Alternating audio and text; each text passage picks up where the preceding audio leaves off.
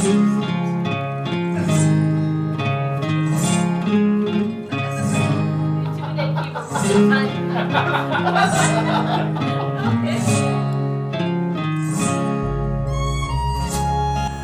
can you tell us a bit about your journey so far, your life story?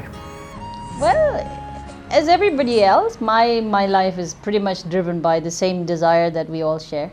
I want to be happy in life, really. I want to find a good reason or the meaning to my existence on this earth. So, in the process of fulfilling that desire, I think I ended up doing many things in the sense, of course, what I found I enjoyed doing most was singing, and through which I was able to find the possibility to generate the resources through it, and I started enjoying that, doing that, and then I started enjoying the resources as well, because it has the potential to, make differences in many children's life. So yeah, so that's all I try to do. As I mentioned earlier, I wish to be happy as everybody else. So during my childhood, it was a bit of a tough situation according to what we actually evaluate these days, how a child's life is supposed to be. And compared to that, from that aspect, I think I had a very difficult childhood life. Having to deal with a very violent father, and having to be in such a culture where girls are, considered less important or second priority, I would say.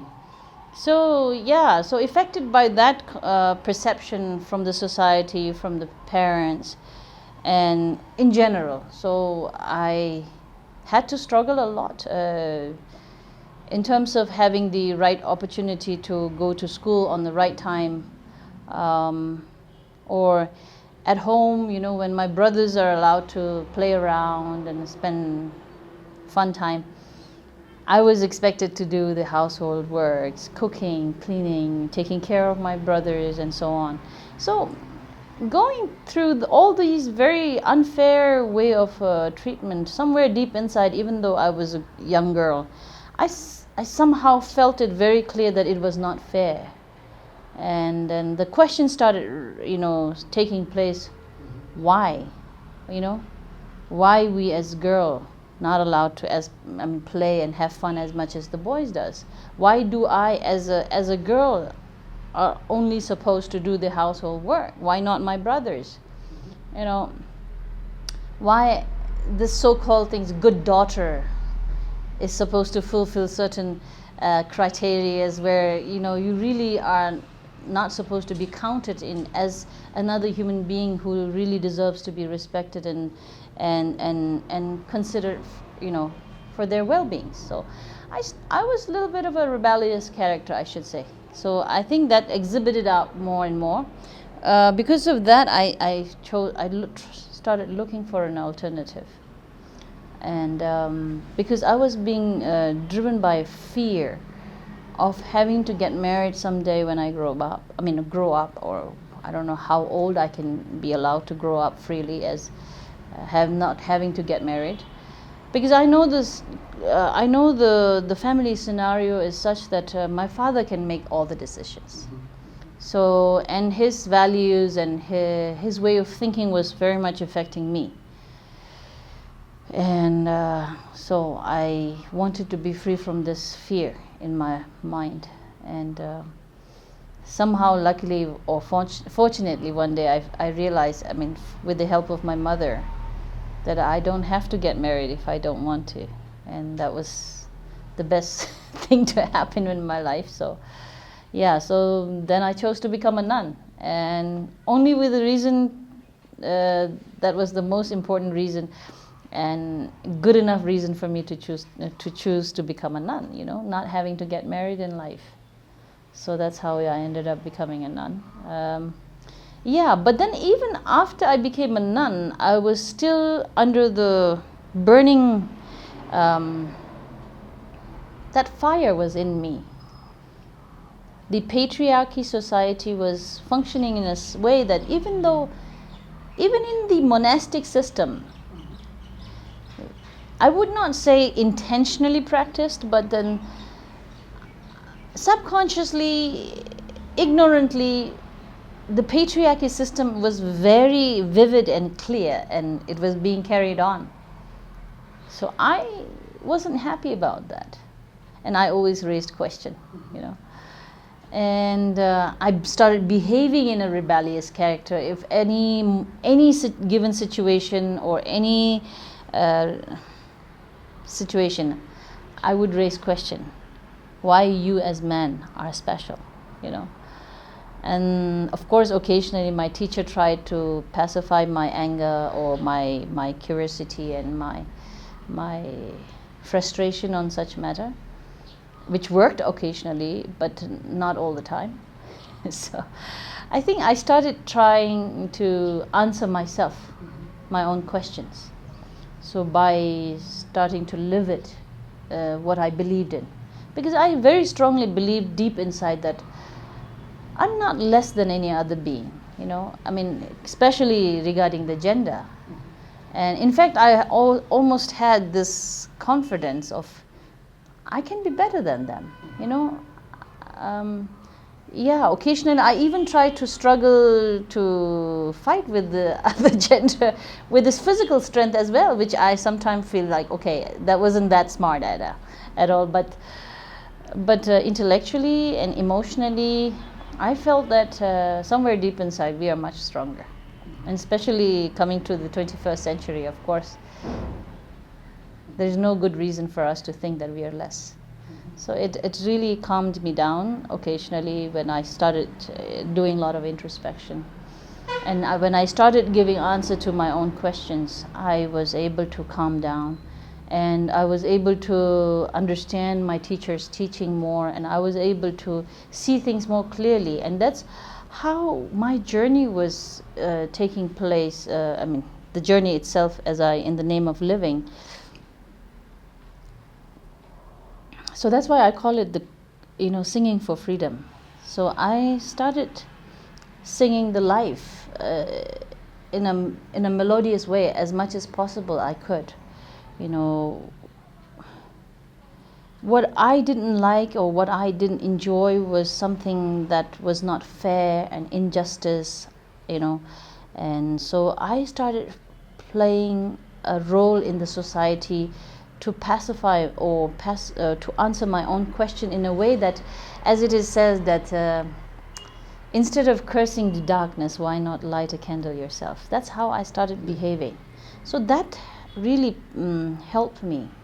So I started singing my life as a song, as much as melodious as it can be. So in the process, I think I was able to free myself from my own anger towards the society, the wrong perception that was very ignorantly practiced, and which still are there, but yet we also can see the changes and the transformation that is taking place. And looking at myself, I'm the biggest witness. I mean, or the proof of it. That's beautiful. Thanks for sharing that. One of the song you have sang many amazing songs, which has got amazing kind of message for especially for Nepalese, for the global audience as well. Among all those, I know all those songs are amazing. Is there one song that you want to pick it up? It's very hard for me to do that, actually, because every song that I have sang, I never sing song which my heart doesn't accept. So every song, every mantras, every hymns that I've sang, only because my heart relates to it, and it's the song from my heart. So that's why probably it sounds different from the others as I get to listen to many of the feedbacks from the listeners. So I mean today's world, there's a music industry, and then people look at it with the commercial value and so on.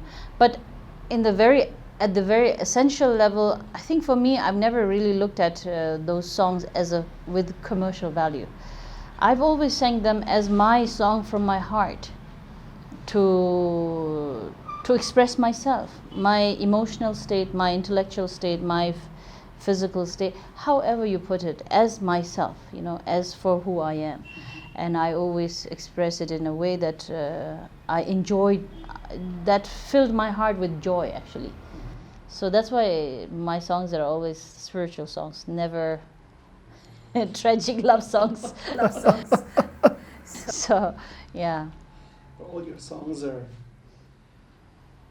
healing songs for those tragic love stories, probably. Yeah, maybe because I was trying to heal myself, you know. I was trying to, every words, every meaning of the words, every essence of the word, the meaning, everything was actually to soothe myself, to heal myself. And it was a process of healing within myself as well.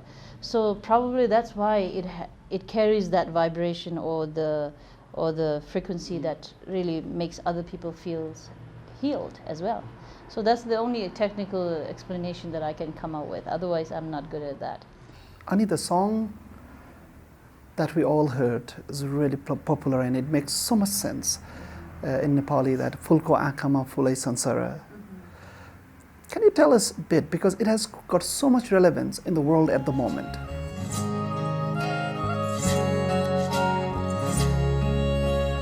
Fulko Akama Fulai Sansara Kadhako Akhama Kadhai Sansara Fulko Akhama Fulai Sansara Kadhako Akhama Kadhai Sansara Jhulkincha hai chaya Vastu ansara Kadhako Akhama Kadhai Sansara Bloemen Augenschanti Weltvoll Blumen praat Dornen Augenschanti Welt Dorngestrüpp Susan. It is in fact the indisputable truth. And the conceptual resource of this song is not me, neither the lyricist, neither the composer. It's all the teachings of Buddha. See, the reason why I sing those kind of songs is because following the path of Buddha itself has helped me so much to find myself, the clarity of my existence, the clarity in my existence and my purpose as well, as you call it, in the name of, in the process of living. And a lot of the time you go through different emotional process and challenges and so on, in order to tackle those challenges and the confusions and all those things. I think the teaching of the Buddha itself actually has been playing the biggest role in my life to see things more clearly and to perceive them correctly, I should say. Experiences as it is, it's there. But then our perception is the key tool to make the best use of it.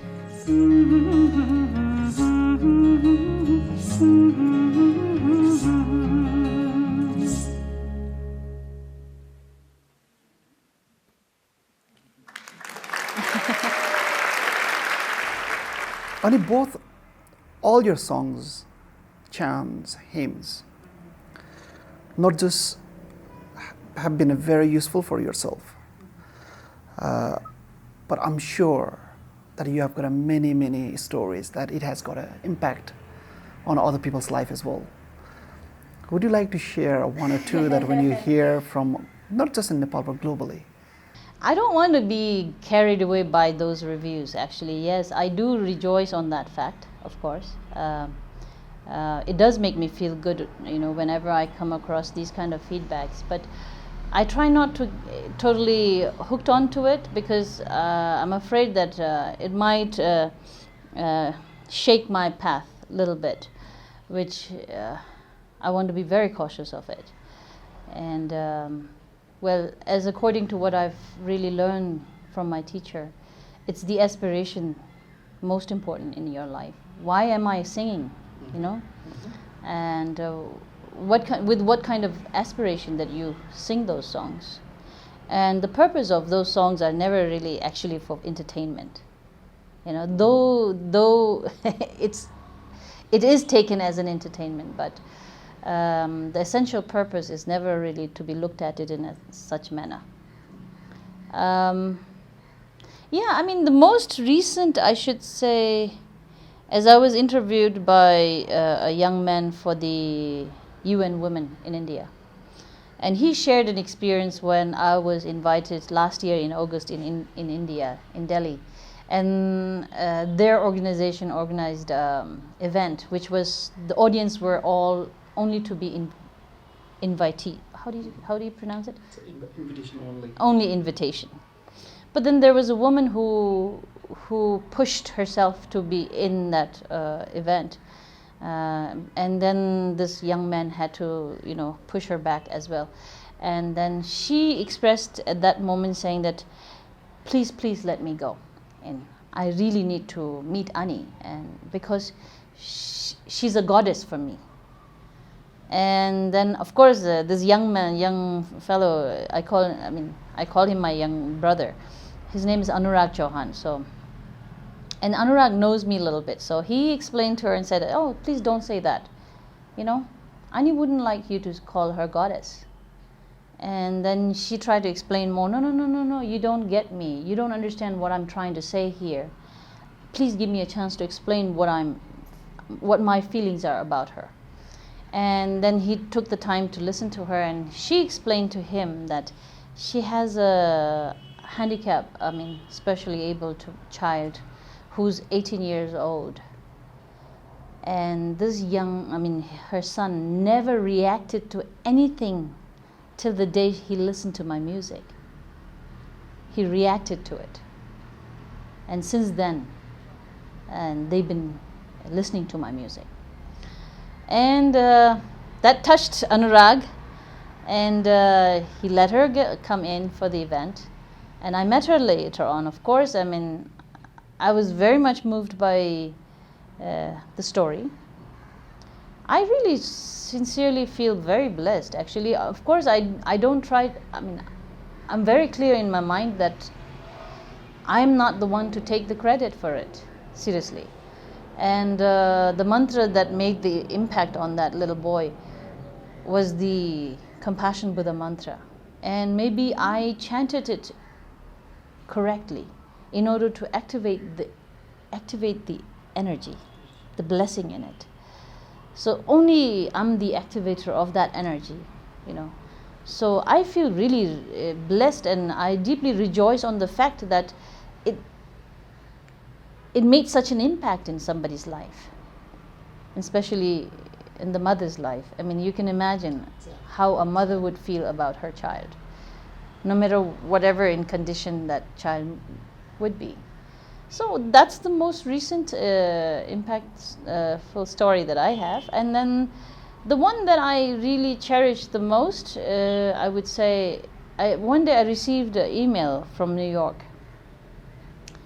A fellow, from his name, I felt like he belongs to Islam religion. He shared a story saying that he was in Iraq or Afghanistan for war for 2 years, and due to some incident where he was a little injured, and he had to come back. And since he was back, he could never sleep. He could never sleep. And one day, as he was walking through on the path he fell asleep. And he started, he also shared the story of he sharing with the other friends. So I was very moved by such stories. So yeah, I feel blessed. That's beautiful, Ani. And I know there's many such kind of stories. Yes, there are, of course. Globally. And Beside the singing side of your life, you've done amazing work towards giving to others, either be Arogya Foundations or Aryatara School, and the many charity work that you have done. As I can clearly say from perspective of Nepal side of it, you are one of the most single individual who have done the more, not for a society, for globally, coming from Nepal. Can you share with us what is the purpose of opening a Aryatara school? I mean, Dr. Tsering, I mean, whenever you come to my place and you explain how much I've done and which is amazing and so on. Of course, I am grateful for your kind words. But then, to be very honest, I don't engage my mind into how much I have done and what are the things that is so special about me and so on. I rejoice about the fact that, okay, I do make an impact in some people's life, in a good way, of course. But then that's it. I never did it with a strategic plan to achieve this or that, because it made me happy to do it. I mean, especially when you asked about the school, Aryatara school. The sole reason why I wanted to establish Aryatara school is that somewhere deep inside, I should say that maybe I was fulfilling my own unfulfilled desires as from my own childhood time. When I was a young girl, I wanted to study, really. But then somehow the circumstances was not very favorable for me to be able to continue studying.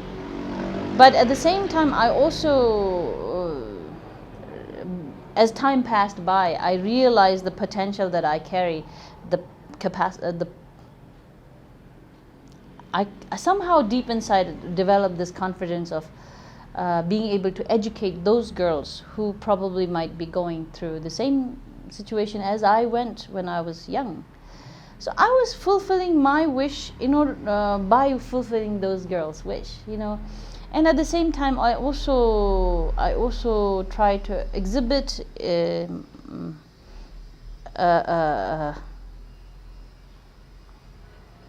potential that we all carry as an individual being, even though as a girl in our society, where our capacity or our potentials are very much questioned, compared to the boys.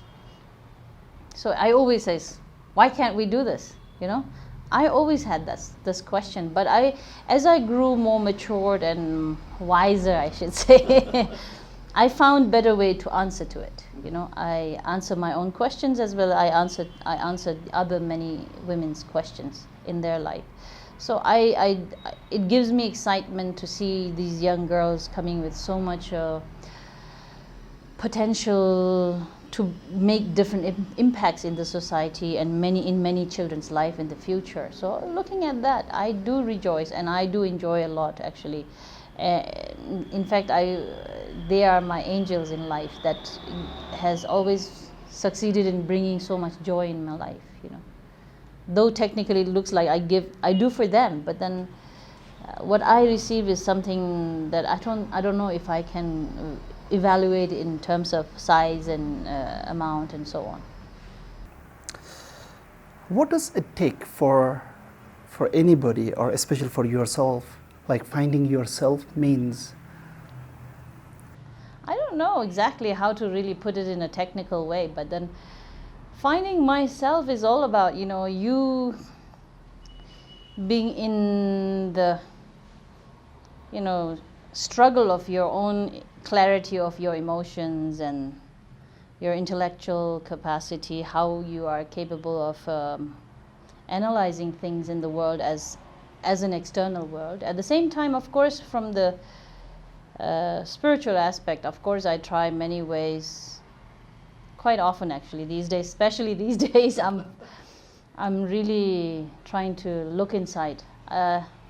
as a joke, you know, since we are under lockdown and we are not allowed to go outside, so I took the opportunity to go inside, through which I have been able to see myself with my own emotions and evaluating them, and also finding difficulties to labelize it right or wrong. And the question itself is very, very confusing occasionally, depending on the different situation and the different, depending on from your personal perspective or general perspective or anything like. So I'm going through that emotional struggle to find my own situation, through which I'm able to see myself also. Ani, you have traveled all around the world.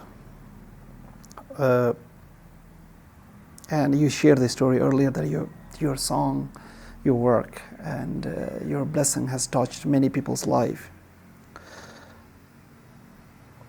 Where can you see that the Western philosophy and Eastern philosophy comes together for a greater good? Well, I mean, yeah. The question comes to me quite often in a way that as if I'm a very highly intellectual person, but you see, it's a very simple, I'm a simple human being. What I believe in is that whether you are from the West or East or however, first of all, you are as a human being. And the common human values are very much same, as I strongly believe in it. So whatever the human, qualities of human heart, which aspires for a better and quality life, and a meaningful life or a happier life, is what we all share. Same thing, same values. And okay, maybe we might have different ways of looking at it, and how we analyze it, or how we debate on it, and how we pursue towards it, and so and so on. And then maybe only the difference that you might find is that, okay, in Asian side of the world, maybe there's poverty, materialistic poverty, I would say. But I don't consider our countries, Asian countries, as a spiritually in poverty, really. In fact, we are on the other. It's the contrary. We're very rich spiritually. Ancient wisdoms are such that really has been the most relevant to the most present situation. So I don't know exactly how to really explain a difference in between Western philosophy and the Eastern philosophy, really, because I'm not an academic person, neither I'm a very highly intellectual person. But as what I believe in, that same simple thing as human values and human qualities, which carries the same aspiration everywhere, That's amazing, Ani. We have got more common than the differences. Yeah, as a human being, globally. Ani, you mentioned it briefly earlier about having a teacher in your life. Can you elaborate that bit more? What is a teacher meant for you? How the teachers play a role for making somebody a great leadership or great human being? According to what Buddha's teaching is about, what you really, everything is in you. But then at times we are so, our potentials and our qualities are very much obscured by our defilements, due to circumstances, experiences, environment, and then in the name of living from different aspects of life, Teachers, especially the spiritual teachers or spiritual guides, are someone who is like a life coach, I don't know if I'm saying it in the correct way. They first, of course, will look at you and they will understand you, your potential, where you are good at, what you're good at and what you're not good at, and then and assisting you to discover your own strength and see your weaknesses. So they will play the very, very crucial role in helping you to get rid of the weaknesses that you have, or I wouldn't say get rid of it, or maybe transform them into positive energy.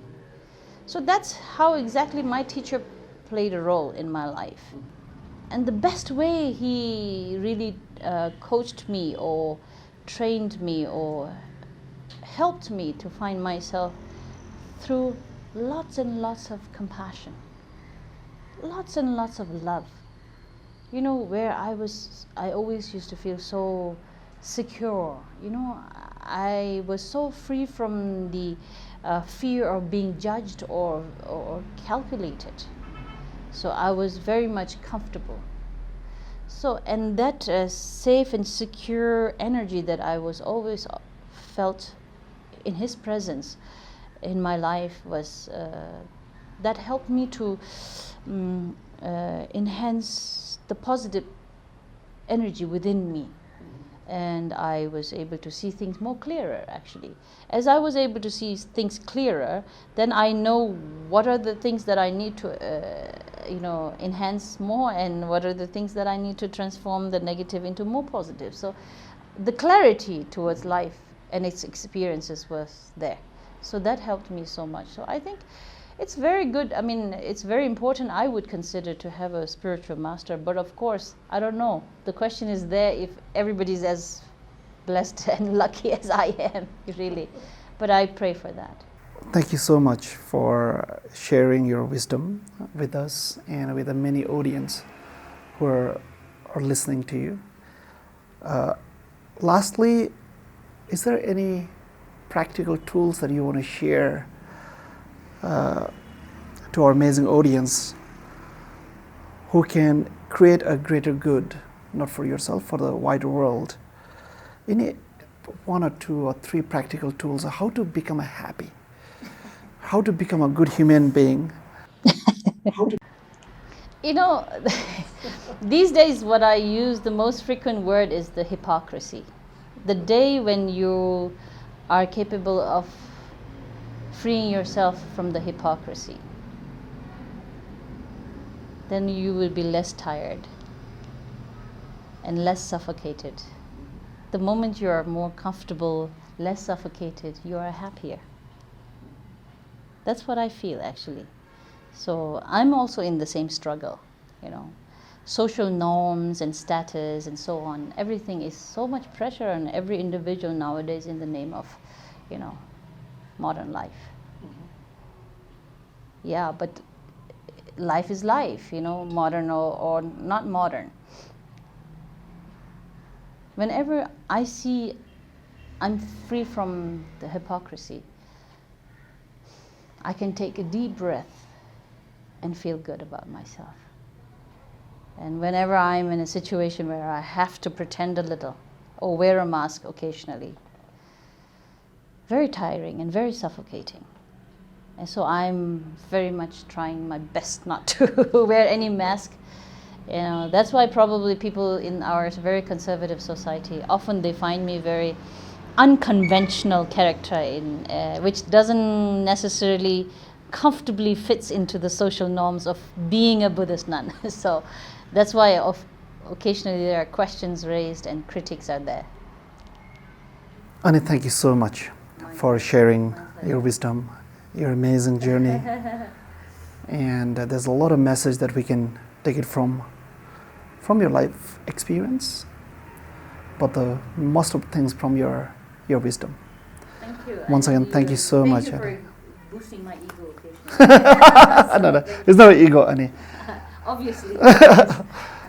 You've been amazing, humble, but there's a lot to rejoice and a lot to share to others as well. Beside your music? Well, as it says, my teacher often uses this sentences: when a stupid speaks, the intelligent learns. So probably I can stand in that position. Thank you so much, Ani. You're welcome. Take care.